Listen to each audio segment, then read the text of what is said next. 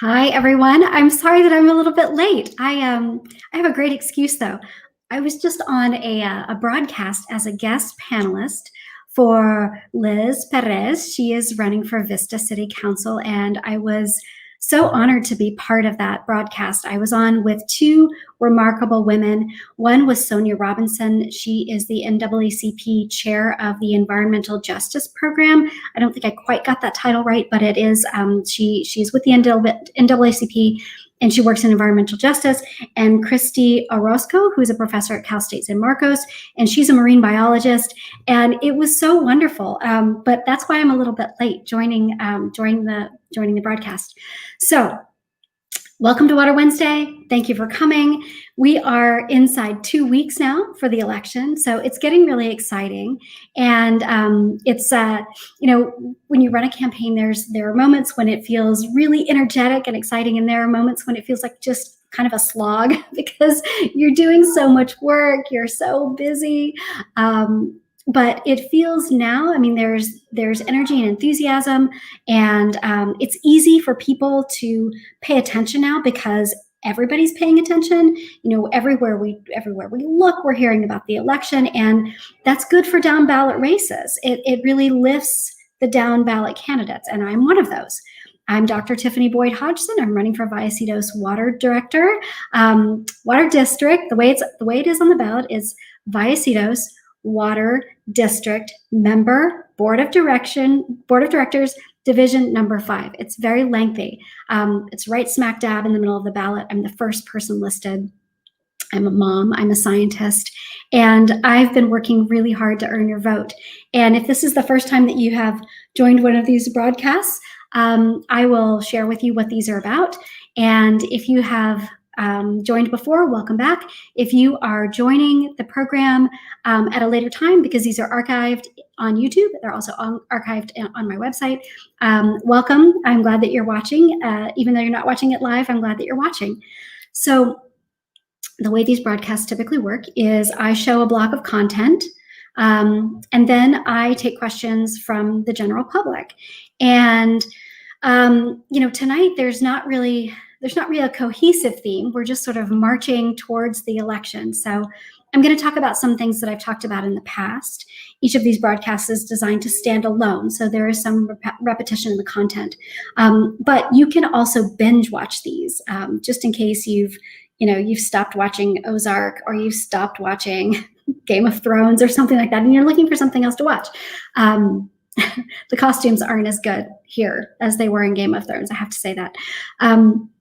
But so there's a series of these broadcasts. I've been doing them since April, and I can't even believe that it's been that long, but I've been doing these every week since April, and we've covered so many different topics, and so many different topics that people have later asked me about on social media, or they've asked me about in a street and greet, and I'm happy to keep answering those topics. But this forum is also a place where we can actually have a dialogue, and I understand it's not ideal. During a campaign, the thing that I really love, and I've been able to do it occasionally during COVID, but it would have been ideal if I could have knocked on your door and you could have come and I answered the door and I would have had a conversation with you about the importance of water board and the importance of, how it impacts our daily life and our water and why I'm the best candidate. But because of COVID-19, it's just not safe to do that. So I'm trying to think creatively about ways to interface with the public and talk to people, and this is one of those ways. So welcome. I'm glad you've joined. I see that people are starting to join. That's wonderful. I'm going to share my screen in just a couple of minutes. Just a reminder, when I'm sharing my screen, I can't see the comments that you're typing, but once I stop sharing my screen, I will be able to see them again. And that's when you can type a question at any time, and I'll be able to see it once I stop sharing my screen. So let me see if I can share my screen with you.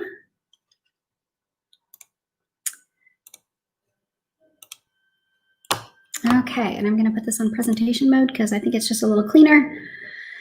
Looks nicer. It always takes a minute. There we go. So today is National Imagine a Day Without Water Day.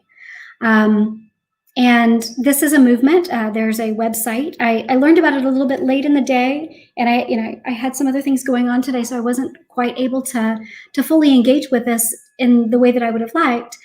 But this is a movement. There were a lot of participants all over the nation with Imagine a Day Without Water. And unfortunately, a lot of people don't have to imagine it. There are over 2 million people in the United States right now that don't have access to clean, reliable water. And that is, that's astonishing. Water is a human right. Clean water is a human right. And I believe that to my core. And so, one of the things that I hope to do when I'm on the water board is to make sure that we here in the district have water equity. And that means that people have access to clean water. And if they're struggling, that we don't have harsh, punitive, overly punitive policies that compound, that leave people unable to pay for their water, thousands of dollars in debt, and without running water. That's going on in Philadelphia right now. There are people that have $26,000 in debt because of their water bill, and they haven't had running water for years. That's inexcusable in this country. So today is Imagine a Day Without Water. A couple of stats for you. I'm not going to read all of these. You can read them later, but these are just some fast facts that I found on that website. If a nation closes the water infrastructure investment gap, the U.S. GDP would grow by $4.5 trillion in 20 years, and the economy would gain 800,000 new jobs. We need new jobs. I've been talking about new jobs since April. I've been talking about ways to partner with other boards to create a pathway to train a skilled workforce to live in San Marcos, raise their families here, and work here, work for Vallecitos. That's important. That's important from a community building standpoint. It's important from a local economy standpoint. It's also important for the environment because those people aren't having to travel so far. And we're building our community, we're growing our community right here in San Marcos. There is no industry that does not need water. If we fail to invest in water infrastructure, the businesses that are most reliant on water will spend $250 billion in 2039 on water service disruptions. That's staggering, $250 billion just to accommodate for water service disruptions. So I encourage you to check out this website. They've got a lot of resources available. They've also got like some educational resources too. A lot of us are virtual schooling kids right now. I'm with you. I've got 4 at home right now. I know what that's like. There are some activities to really bring home the importance of water. We're lucky in our community. For the most part, we turn on our water, it comes out and it's clean, it's drinkable. Having our youth and our young people grow up and understand that it may not always be that way, and it certainly is not that way for everybody around the world, and certainly not even everybody here in the United States. Helping them understand that is a way for us to increase how our youth values water, and in doing so, will protect it. So, as I have done in the past, I am going to read this land acknowledgement. I feel like it's an important formality that I do with every single one of these. I didn't during the first couple, but since then I have done it every single time. We acknowledge that we are on the traditional territory and the homelands of the Luiseño Payam people. Cal State University San Marcos and the surrounding areas are still home to the 6 federally recognized bands of the La Jolla, Pala, Palma, Pachanga, Rincon, Saboba, Luiseño Payam people. It is also important to acknowledge that this land remains the shared space among the Kupanka-Wisham, Kupeño, Kumeyaay, and Ipe peoples. We acknowledge that we are guests on traditional unceded Luiseño Payam land. So I'm going to start rolling out my endorsements again this week. I think it's important because this is a nonpartisan race that I'm running for, Vallecitos Water District Division 5. It's a nonpartisan race, but I think it's important for you to know who has endorsed me, and I am very proud that I'm endorsed by the Sierra Club. The Sierra Club endorsement, it was a competitive endorsement, and I got the endorsement. So I'm very proud to talk about that and to present that. I'm also proud that I am endorsed by some elected officials and some former elected officials right here in the community. For example, Randy Walton, who is a San Marcos City Council member, he happens to be my City Council member as well. He has endorsed me, and I'm grateful for that. Daryl Gentry, who is the former Vallecitos Water Director in Division 5, he has also endorsed me, as has President Mark Grasick. He's the president of the Helix Water Board, also a veteran, and I'm grateful for all of these gentlemen's support and their endorsement. And just in case you thought maybe only men were endorsing me, that is not the case. My full list is available on my website, tiffanyboydhodgson.com. I'm going to highlight some other folks from the community that have been very kind and generous in their support and their endorsement. Number one is Heather Roberts. She's an environmental advocate, and she's also the president of the San Marcos Democratic Club. And she has been instrumental in support, moral support, and I'm very grateful for that. Another one is Janessa Goldbeck, and I realized that I just I typed what she does, but I forgot her name.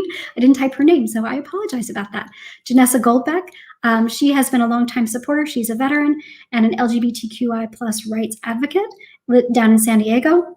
And finally, my friend Steph Silver Saavedra, she is an Indigenous rights advocate and activist, and has really been instrumental in helping me understand and be a little bit more culturally competent in the way that I talk about water and its sacredness and what it means to the Indigenous tribes that are right here in our area that we need to make sure have a seat at the table. So I'm going to be rolling out my endorsements again. Next week, I'll talk about some more endorsements, but again, the full list is available on my website. So I have mentioned that I'm running for water board. That is true. I've been running since April. I've been running a very hard and aggressive and grassroots campaign since April. And, one of the things that I'm really proud of is that I have now crossed the threshold of over 240 individual donors. And, some people, and I totally get this, it's exhausting to hear about the type of money that's in politics. But the fact of the matter is, when you run for office, it does require money, and not many people can self-finance. Even a water board race, it requires money. It requires money for me to print little cards that I have left on your door because I have hit almost every home in the district at this point. It requires money to run ads on Facebook that you might be seeing. It requires money for me to hire somebody who has offered to give me, to discount his rate so that he can put those ads together because he believes in me as a candidate and he believes in the cause. And I don't have the time or the expertise to do it. So that's something that I'm really proud of. And my average donation is something like $42. And I have a lot of $5 contributions. And I'm grateful for that. People are contributing and they're helping where they can. And I'm very grateful for that. So as a candidate, what are the things that I stand for? And even though I feel like I've been talking about this for months, there are a lot of folks in the district that that maybe didn't see that card that I left at your door, or maybe aren't on Facebook and haven't seen my ads, or maybe have never seen this broadcast, or maybe you're tuning in for the first time. This is the first time you've heard this. So I'll share with you, these are the things that I stand for. Advocating for you, the ratepayer, making sure that you have affordable, quality, and reliable water. That is the basic premise. All of those things. Advocating for you, the ratepayer. We're ratepayers. That's what we're called because we pay for water from Vallecitos and sewage. Most of us pay for sewage as well. Something else that I've been very firm about is I don't accept any developer money. And people have tried. Developers have tried to give me money. I don't want that money because I don't want to be bought by them. And I don't believe that we should be subsidizing development with the money that we pay to the water district. There's a developer fund for that. That's what the developers pay. Right now, the developer fund is running a $15 million deficit because of policies made on the board. that have reduced the amount that they've had to pay, delayed the amount that they've had to pay, and waived the amount that they've had to pay. We as ratepayers shouldn't be subsidizing that. We pay for other things. We pay into a separate fund, and by law, those funds are supposed to be separate.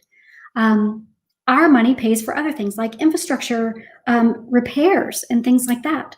And it's very much needed. It's expensive to run a water district. Our operational costs are very expensive. So no developer subsidies, no developer money. The incumbent has taken tens of thousands of dollars in developer money. He has done that since 2012. That's what got him elected. He's starting to do it again. He just posted a financial filing today that says that he's taken $1,000 from a developer. They're really, really interested in having him continue his term in office or continue his service because he makes policy that benefits them. He makes policy that saves them money and delays the amount of money that they have to pay. That is now a board policy because of him, and it has helped developers. They want him on the board. That's not transparent, and that's not public service. So with me, no developer money, no developer subsidies. I am not beholden to special interests.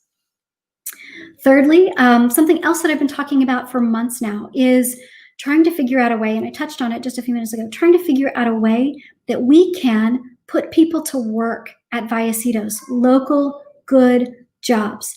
And what does that mean? Well, that means that we have to have a pathway for them to get the training that they need to come work at Vallecitos so that can stimulate our economy, so we can put people back to work. That means partnering with schools. That means partnering with trade unions. That means figuring out a way that we can bring up our youth so that they can get the education that they need in our local schools. Then they can go to Palomar College, or they can go to another community college, and then they can transition out of that into an apprenticeship, and then they can come work for Vallecitos. So that if they've lived here and they want to stay here, they can raise their families here on a job that pays them enough to live here, because it's expensive to live here. Finally, using science, not special interests, to make decisions. I'm a scientist by training. I am curious, I am a critical thinker, and I'm a creative thinker, and I pay attention. I've talked for weeks now about the lawsuit that Vallecitos is involved in regarding water that they had supposedly paid for from the desalination plant, but that nobody noticed they weren't getting for 16 months. Also something that I'm astonished about. I've used that word twice now. It's astonishing that no one noticed that. There are multiple levels of failure here. I don't know who is at fault, and I'm certainly not going to point fingers. Now, at least I'm not, but as a person who's on the board, that needs to be investigated. We need to have some kind of SIPOC analysis or something so that we can look at all the processes and figure out where the breakdowns were so that something like that doesn't happen again, because that costs you and me money.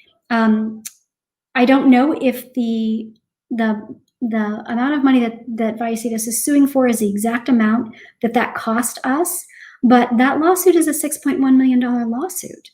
So Vallecitos recognizes that there was a loss of money and value there. They are suing the Metropolitan Water Authority. The Metropolitan Water Authority has a different story. I'm sure the truth is somewhere in the middle, but we need to figure out what that truth is using data, not using politics, not using COIA measures, using data, and make sure that it doesn't happen again, because that's a tremendous loss. $6 million, that's more than is budgeted for pensions. That is a sizable chunk. One of the things that I did, when I first found out about that, because I thought it was so unbelievable, is that I went back and I looked at the publicly available water quality reports, and I have actually done a Water Wednesday broadcast about this exact thing. I went back and I looked at the publicly available water reports that we all have access to. They're on the website, and the Vallecitos website is really good. It's very information dense. You can get a lot of information from there. I lined up the water quality reports, and I sort of scoped out a timeline based on when we were getting desalinated water from the Carlsbad desal plant to the time when we thought we were getting and we were paying for desalinated water, but we actually weren't getting desalinated water. And then once the desalinated water, the direct connection was back online, I looked at the quality reports, and conveniently, the quality reports are broken out by water source. You can actually look and see what the water looks like, what the water quality is from the desal plant. And I've mentioned this before, but in case you didn't know, us buying into the desal plant, part of the benefit is it's right on the website, the Vallecitos website, is that it's a higher quality of water. So it's broken out by quality metrics in the publicly available water reports. So what I did was I lined it up, and I'm not a water scientist, but just looking at those numbers, there were differences that matched with the timeline, and there were quality metrics that had been within range, and then they were out of range during the time when we were not receiving desal water, but we thought we were, and then they were back in range. And as a board member, board members sort of guide the vision, guide the direction. They set the vision, and their public-facing figures for whether it's a school board or a water board or a board of directors for a company. It would not have been my job to dig into the weeds to solve that problem and figure it out. That's not the job of a sitting director on the board. However, had I been on the board and paying attention in the way that I do, I would have noticed that, and I could have at least raised a question and said, can you look at this? Are these values outside the margin of error? Are they outside the standard mean, the standard error of the mean? Something so that the experts that are at Vallecitos that study that, they could have said, okay, yeah, we'll look at that. That's something that could have been done. Nobody did that. Not board members, not staff members, apparently, because Vallecitos is saying that they didn't know. The truth will come out. It's going to be somewhere in the middle. Metropolitan Water Authority has a version. Vallecitos has a version. But the bottom line for me, as someone who's elected by you, is that I represent your interests, and we paid for water that we didn't get. So to me, that means that we need to figure out how much that was, how much money that cost, and we need to work to try to put that money back in your pockets in some form. That seems fair. And we need to do that using science and data. I'm also a Six Sigma Green Belt, by the way. And Six Sigma analyses are perfect for processes like that, trying to figure out where the breakdown is. So I'm looking forward to being on the board and assessing that, not necessarily with an eye toward finger pointing, but if there does need to be improved training so that that doesn't happen again, then that should be implemented. But really just understanding what happened so that it doesn't happen again. Okay, tonight at the Vallecitos Water District Board meeting, and again, I think I might have been the only member of the public there, there was discussion, and I am not sure if this is updated information because I had to step away to feed my family during the meeting. But right now, as far as I know, if this is not outdated information, there is a financial hardship plan in place, and people are suffering. And Vallecitos is seeing this. They're seeing the impact of people not being able to pay their bill. That's not going to get better. COVID-19 cases are there's still quite a few of them. So I put this out there so that if you are struggling and it's due to COVID-19, there is a program in place. I've heard it called the Special Care and the Special Case Program. I've heard it called both of those things. You can call, and you might need to be able to provide documentation about that, but you can call Vallecitos 760-744-0460 and talk with customer service, ask about that program, and see if there's something that can be done. The panel that I just sat through, that I was just a guest on, it was, some of the things that we talked about was water equity. And for those of you that have not heard that term before, that just means that everybody has access to affordable, clean, and safe water. It also means the recognition that some communities are overrepresented in their inaccessibility. There's been many research articles produced that show this. If you are in a Black community, if you're in a brown community, you are more likely to not have as clean water as other communities. So when we talk about water equity, we talk about that, making sure people have access to clean, reliable, safe water, but also one of the things that we need to get our heads around, and I am looking forward to brainstorming with the other board members and potentially implementing a committee of folks to help hear this concern, is that we need to make sure that the way that we manage late payments, or the way that we manage people that are struggling, manage their payments, isn't overly punitive. I mentioned at the top, there are thousands of people in Philadelphia that haven't had running water in a long time because they're so far behind. $26,000 behind. That's a college tuition. And that's horribly punitive. If you're still charging late fees after you've disconnected the water, that's horribly punitive. So there are a lot of creative ways to work together to ensure water equity.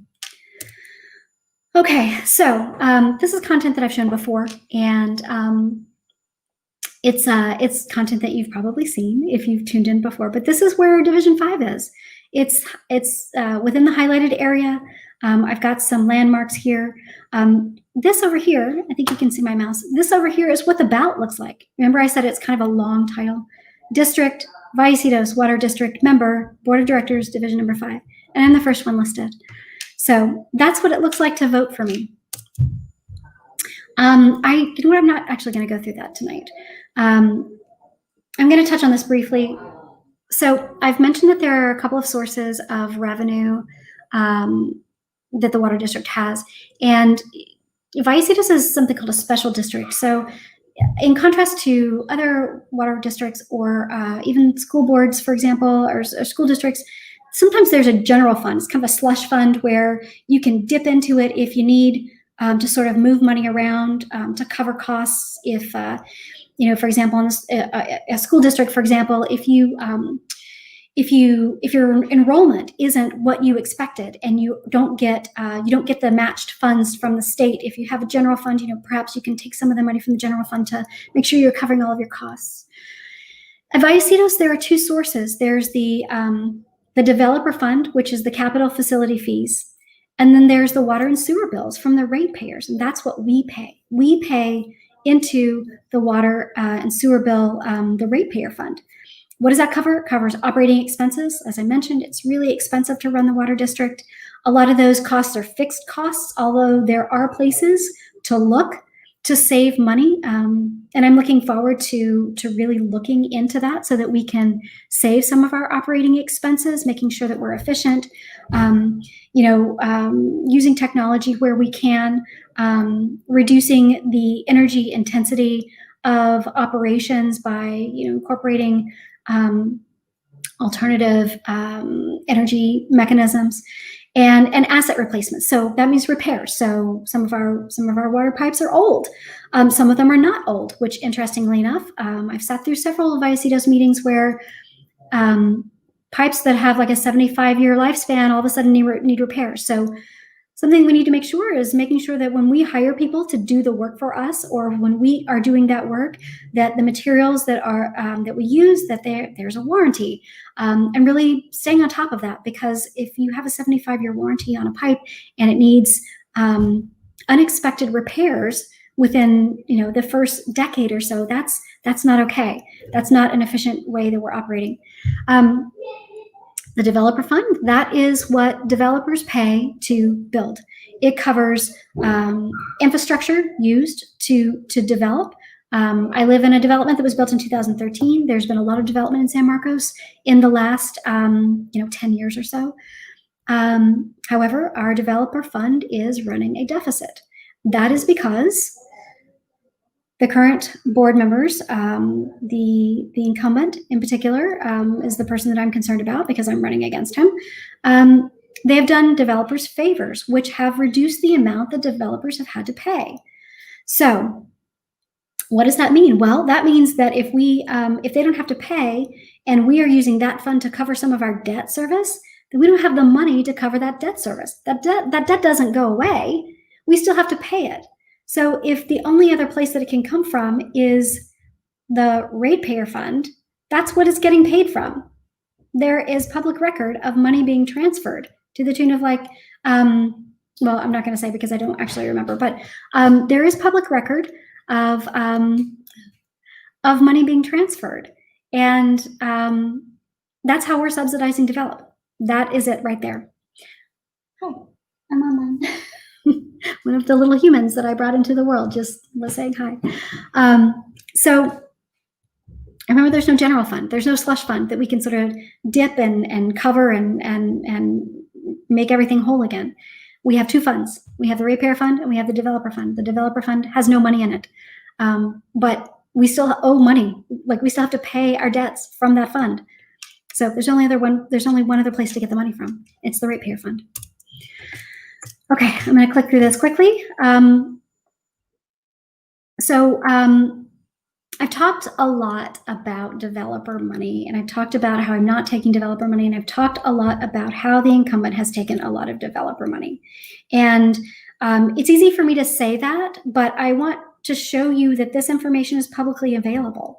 In 2012, the incumbent was elected, and he was bolstered by developers, heavily bolstered by developers to the tune of like $30,000. And at that time, the division only had about 9,500 voters in it. We're about 12,700 at this point. So what I'm showing you here is publicly available documents. You can do this research on your own. It's a little bit tricky. You have to know where to look, but it's at the Registrar of Voters. It's publicly available documentation. I have to fill out this kind of information too. You can go and find my financial filings as well. And you will see I have not taken any developer money. So these are some of the developers that contributed to a PAC. The PAC was called the North County Taxpayers for Responsible Government. 3 developers contributed quite a lot of money. You can see right up here, North County Taxpayers for Responsible Government. Here, you can see that,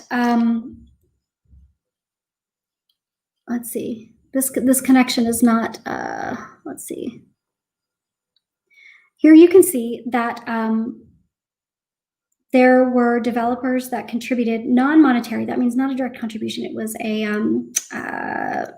slate mailer and mailing to the incumbent right here, to the tune of $17,693 at one filing, $25,123 at another filing, and here is where that breaks down. Here it actually says these other 2 little clips over here. It doesn't say what the it doesn't say North County Taxpayers for Responsible Government, but here it does. North County Taxpayers for Responsible Government contributed to the committee to elect the incumbent $30,000. And that's a lot of money. That's a lot of money. And you remember how I said that there have been policies that have implemented on the board that have delayed, waived, and erased the amount and the timing, the upfront timing of when developers have to pay to develop.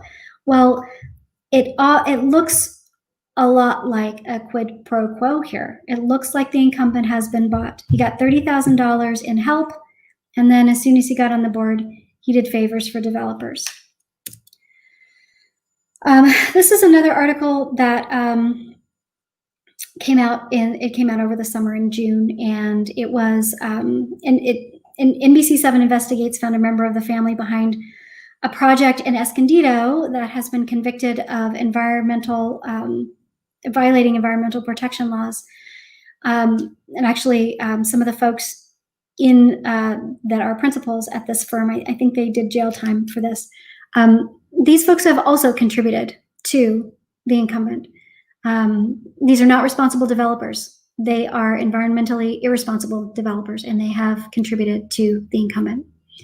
You can see right down here, this was $15,200 was contributed to the campaigns of 2 directors for the Vallecitos Water District. One of them was the incumbent. Okay, so let's keep moving. As we sort of do a breakneck speed march to the election, there are financial filing deadlines that have come and gone. And like I said, you can find my information online. You can find any candidate that's running for any office right now. We have to file these financial reports in an effort to be transparent so that you can see who's giving us money. That's important. It's also intuitive that if people are giving you money, you're going to feel obligated to them. The incumbent, I don't think, thought that he was going to have much of a race this time because he's not been raising a lot of money, but he did just take $1,000 from a developer, and it was just filed today. So here it is. It's online. You can find it at the Registrar of Voters. Just have to search by his last name. You can search by my last name too, and you can see everybody that's donated to my campaign as well. The campaign finance filings they look a lot different. Mine are people in the community, my friends, my family, and I have 3 donations from unions, and I'm proud of that because I've been talking about jobs since April. And unions recognize that. So they want to help me build that pipeline, partnering with educational institutions, putting people to work. All right, let me keep going. Whoops, let me go back. Something else that I learned about fairly recently, let me just go back. When I said that I would run for water board, I thought, it would be nice to be able to, yeah, you can make that, that's right. To get paid for the time that I sit in the meetings. And, I expected that to be a couple of $100 a month. And I thought, that's activity money for the kids, if they want to go to another hockey camp or if they want to, take an art class or something like that, that would be a great way to pay for that. And I think people should be paid for their time. I feel like being a public servant and getting paid to be a public servant, those things aren't mutually exclusive. People should be paid for their time. It also holds them a bit accountable. There have been a number of psychology studies done that if you pay nothing, then something isn't as valuable to you. But if you pay a little bit, or if you get paid a little bit, then something is more valuable. So it's a way to hold people to account. What I had no idea about is the actual money that's being paid to water directors. I had no idea. And I requested from Vallecitos, help finding that information. And I have not gone down the rabbit hole to find every single one of these. I don't know if this is a representative sample. I don't know if it's high. I don't know if it's low. But this is what was sent to me. And this is the only thing that was sent to me. And it's striking. And so I wanted to share it with you because I feel like, I've mentioned before that I was the only member of the general public that was attending the Vallecitos Water Board meeting. And, people are busy and I fully appreciate that, but this is our money. This is our money that's being paid to the folks that sit on the board. Whether or not it's too much or too little, that is a separate debate. And I'm happy to have that debate with anybody. What I want to show you here is that the directors go to meetings. I mean, granted, we're in the middle of COVID-19. I imagine there have not been as many meetings, and there have not been conferences. But if you are a member of a governing body that's entrusted by the public to go to these conferences and go to these meetings, and the deal is you bring your learnings back and you share that expertise so that it makes the district better. It informs staff, it informs the general manager, and it improves the water district. And by doing that, it also improves the service for the public. So, I've sat through a few water district meetings. Sometimes people have reports because they've attended something, sometimes they don't. The reports are never, you know, $500 worth, in my opinion. They're not formalized. It's, you know, a few sentences about, oh, I attended this meeting. It doesn't pull it through. Oh, I attended this meeting. Here is what I learned. Here's how Vallecitos can really benefit from it. And here's how I think it'll improve the district and help the public. It's never that sequence of events. And I think it should be. I think it should absolutely be. I was already prepared to do that. Now that I see the kind of money that's been, you know, that's being given to the directors, I think we should hold them to a higher standard. And if I'm elected, I hope that you will hold me to a higher standard, because there's a lot of information out there. There are a lot of meetings that I could go to.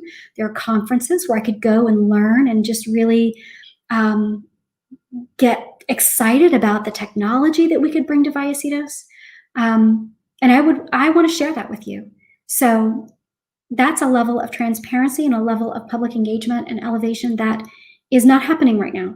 And that's what you will get with me if you vote for me. So how do you do that? Well, look on your ballot. This is what it looks like. You can vote now. You can drop off your ballot. You can drop off your ballot at the San Marcos Library. Additionally, if you are a vote by mail person, then the instructions that came with your ballot, there should be 3 locations near you listed where you can drop off your ballot. You can also drop off your ballot at the Registrar of Voters. You can vote in person right now at the Registrar of Voters. You can vote in person on beginning Halloween, October 31st through November 3rd. What you need to do to find your polling place is go to the Registrar of Voters and click on Find My Polling Place. And you can type in your address and it'll tell you where you can go and vote in person if you want to do that.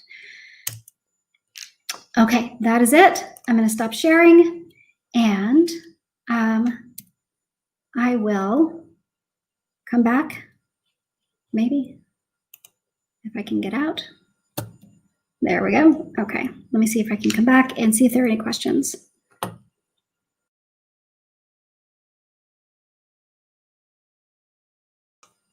Okay, there I am. Sorry.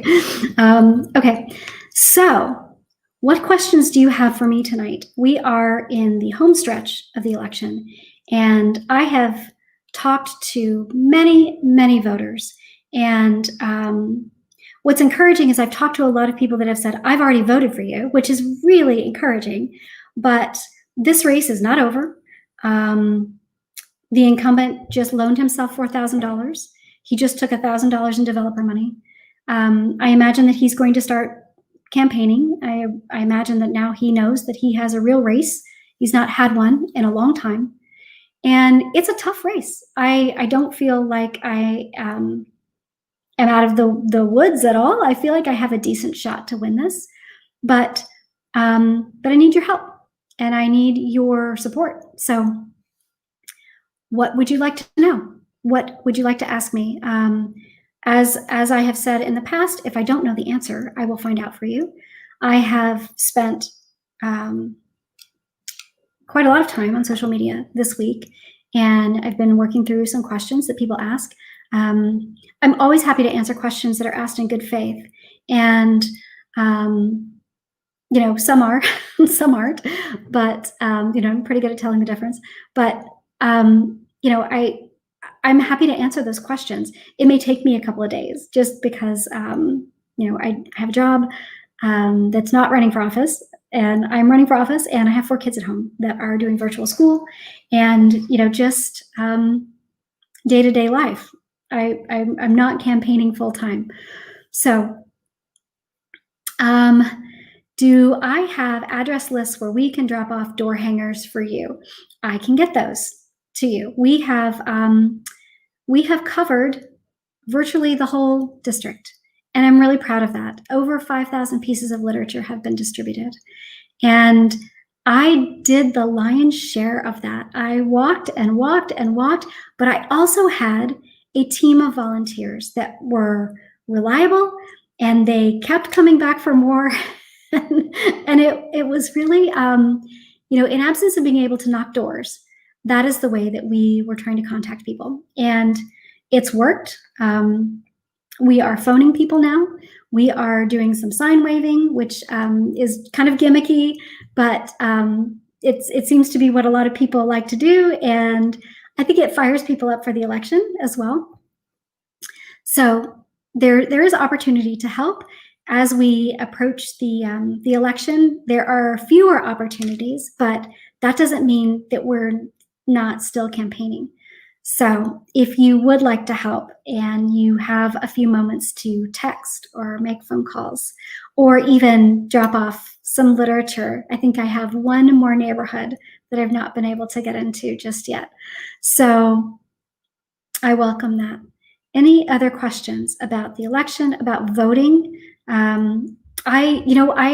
mentioned in a video that I did earlier this week that it's too late to register, but that was wrong. So I just want to clear that up. That was wrong. You can actually register provisionally on the day of election.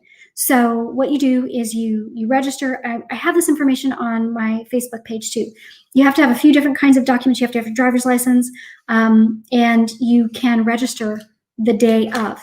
You get a provisional ballot, but you can still register, even though the day to register online, that date has passed, but you can still register. It's not too late for you. You can still vote even if you've not registered. So I want to put that out there because there are a lot of people that have voted, but there may be some people that have not. So I want you to know about that. What else can I tell you? What else can I tell you about this? It's really important to vote.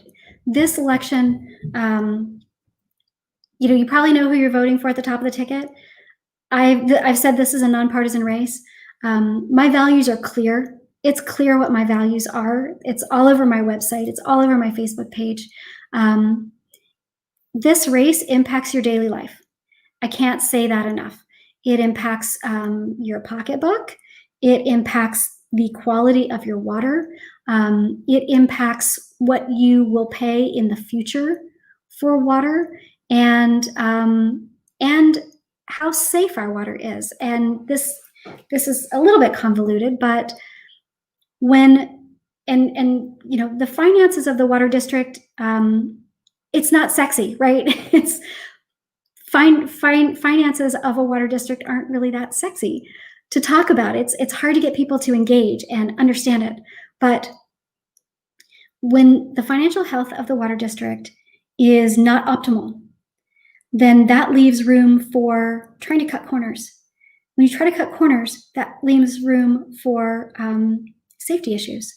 So, and I will caveat this, I am not saying that we are on the precipice of going down the road of Flint, Michigan. We are not.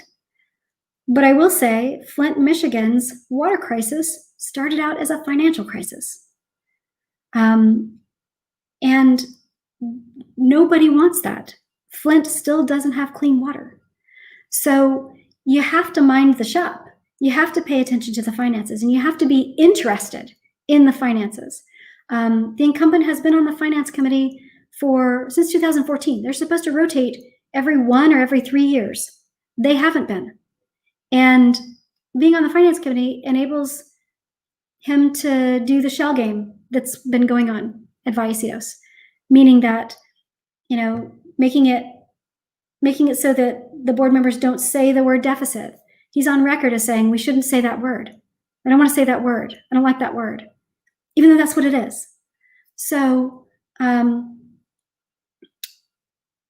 we need to make sure that the financial health is optimal, and there's room for improvement. I've been talking about it for months. It starts with making sure that developers pay their fair share.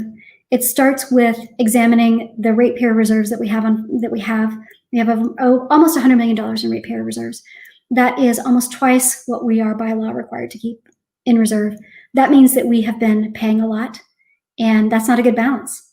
We don't need to be having that much money in reserve if we're only required to keep half of that in reserve. The only reason why some people might be interested in having that much in reserve is so that we can fund the developer fund, which is we're running at a deficit because we've done them favors. not we, not you and me, the incumbent. So let's see. Here's a question. Are the discounts given to developers totally up to the discretion of the elected water board? Well, the way I understand it, the way that it works is if a developer wants to come and develop, they can come before the board, and I've seen this happen. They'll come before the board and they'll say, I don't think it's fair that I have to pay X, Y, and Z. Can we work something out? And I think that there should be allowances for that. I mean, we want growth in San Marcos, but we want smart growth. And we don't need to be granting a variance every time it's asked. We don't need to be making policy that says you don't have to pay anything until occupancy. And I've used this analogy before. If you've ever remodeled anything in your house, you know that it starts with a design plan. You have to pay a fee for the design plan so that even if you don't go through with the remodel, you've paid for a service.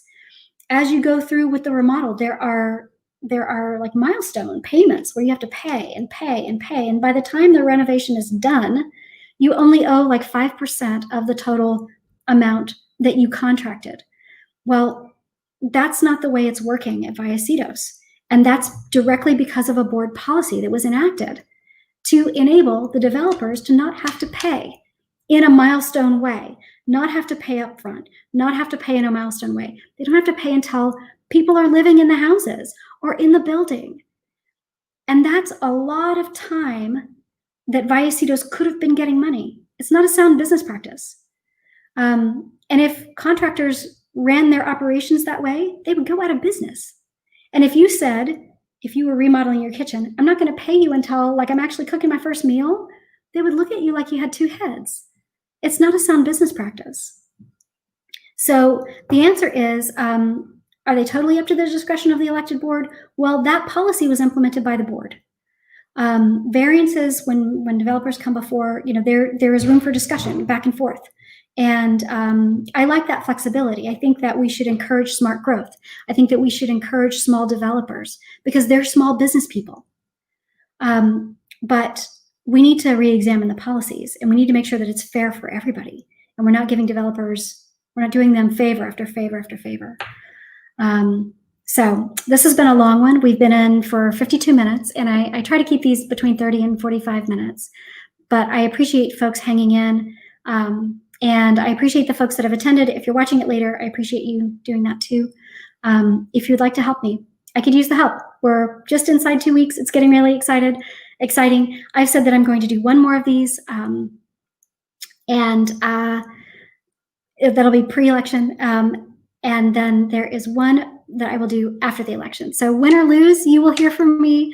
I'll do kind of a post-mortem, what we did good, what we did well, what we didn't do so well.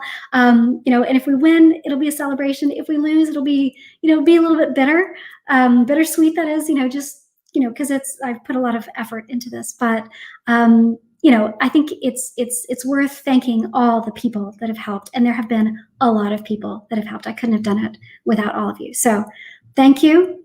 Have a good night. Vote now. If you're mailing your ballot, vote now. Don't delay any longer. The mail is delayed. So vote now. If you're dropping it off, you can do it at the San Marcos Library. And I hope you'll vote for me. I hope that you will. And I'll see you on social media. Ask me any questions that you'd like, and I will get back to you. Have a good night. Be safe. Wear a mask. Hug your family. And if you're also a parent that is virtual schooling, I see you. I see you so clearly. Hang in there. All right. Take care, everyone.